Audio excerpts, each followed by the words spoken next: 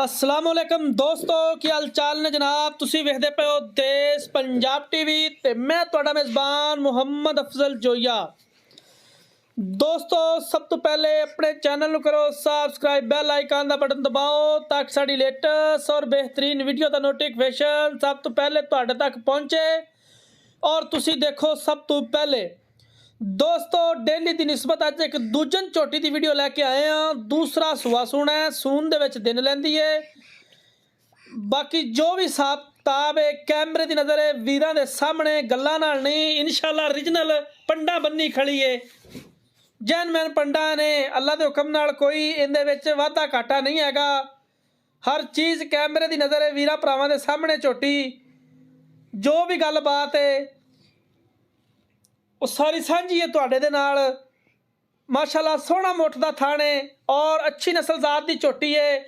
माशाअल्लाह चंगियां वंडा, सोहनी झोटी, स्याह काली प्योर नीली दी, तुन्नी काली तो बिल्कुल साफ है। अच्छी नस्ल जात है, पूछल छमक रंगी, खुड्डा पुट्ठा कवा हर एक चीज़ कैमरे दे सामने वीरां भरावां दे। कोई भी चीज़ मेरे वीरां भरावां दी नज़र तो ओझल नहीं हैगी। इंशाअल्लाह रियल है, कोई डाउनलोड नहीं की, कोई कुछ नहीं। माशाअल्लाह झोटी तुसी वेखनी है और अपनी राय का इजहार करना है। 3.5 लाख रुपया इस झोटी की डिमांड है।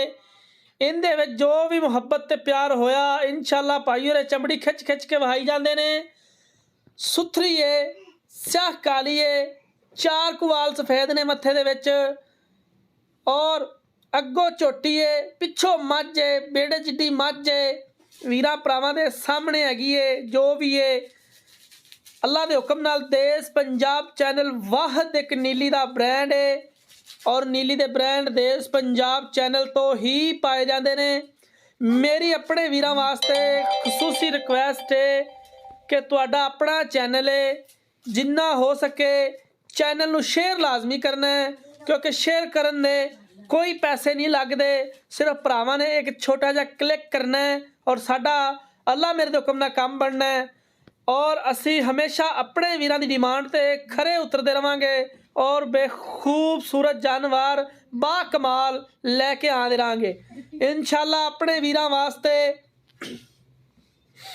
मेहनतां कीतियां जांदियां ने, सफ़र किए जाते हैं, लैण देने मुकद्दर। झोटी कैमरे की नज़र है, गब्बन ने बाकी जो भी मामलात ने वीरां ने वेखने ने, वीरां दे नाल शेर ने। एवें फेक गल नहीं कदे कीती। अल्लाह के हुक्म नाल जो भी चीज़ है वो कैमरे की नज़र है वीरां दे सामने। अपने वीरां नूं हमेशा एक तोहफा विखाईदा है। एक तोहफा पूरे दिन दे विच, पूरे 24 घंटिया दे विच सिर्फ एक वीडियो ही अपलोड करी दी है अपने वीरां वास्ते। खूबसूरत ब्रांडेड चीज़ जिहड़ी होए, नीली का ब्रांड होए, इंशाअल्लाह वो अपने वीरां की नज़र करीदा है। वीर वेखते ने, वीडियो नूं लाइक करते हैं, वीडियो नूं शेयर करते हैं। इसलिए अपने वीरां वास्ते मेहनतां कीतियां जांदियां ने, सफ़र किए जाते हैं ताकि वीर भरा वेखन और खुश होण।